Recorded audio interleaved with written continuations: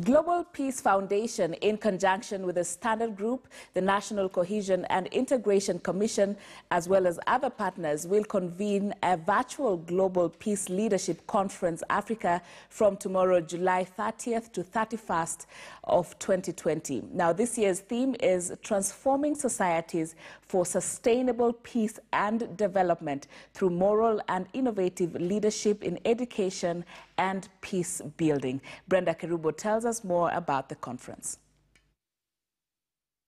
Global Peace Leadership Conference Africa is a high-level summit that seeks to build consensus towards pressing regional challenges such as extremism by using an innovative values-based approach to peace building. For those who attend for 2 days, I think we're going to give them some kind of certification, and that is going to, basically, have the same effect as if you attended a physical conference. So I think the learning, especially in the area of education, the education, innovation, even politics, religious, whatever, all those are going to be there. So I think it's a learning moment. Please register. If you're not registered, you're missing a possibility of seeing a wider crowd and understanding and discussing. But must remember that peace is absolutely essential for any progress.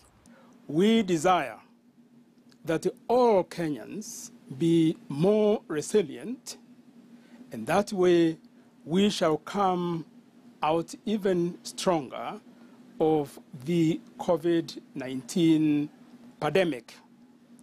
I therefore urge all Kenyans to register and participate in this Global Peace Leadership Africa Conference.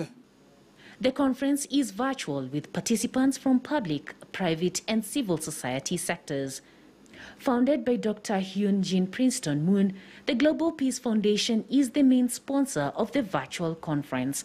2020 marks 11 years since the establishment of the foundation in Kenya, and 10 years since former President Mwai Kibaki hosted the Global Peace Convention at the KICC in Nairobi on November 18, 2010. Since its Nairobi convention, GPF Kenya has been advancing its peace-building work with a focus on transforming education and partnering with stakeholders in the education sector to develop solutions such as competency-based curriculums, working spaces within secondary schools, and violent extremism prevention.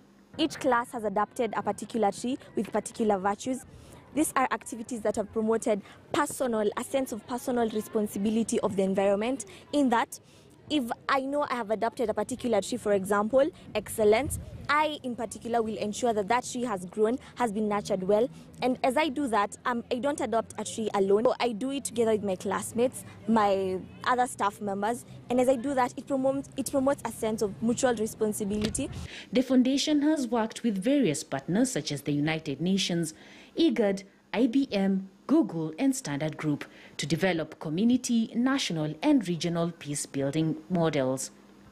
GPF has also been holding monthly Transforming Education webinars, bringing together stakeholders in education to discuss critical issues. We have been working with the Ministry of Education, especially in high schools, to promote a program called Character and Creativity Initiative, where we nurture character.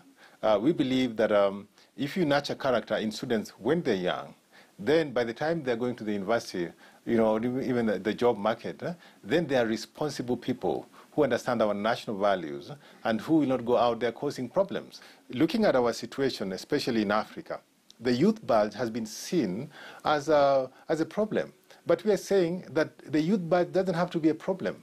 Africa has one of the youngest population in the whole world, but this should be seen as an asset. So what we're saying that if you are able to empower these young people, empower them with entrepreneurial skills, with good character, then they are able to gain employability.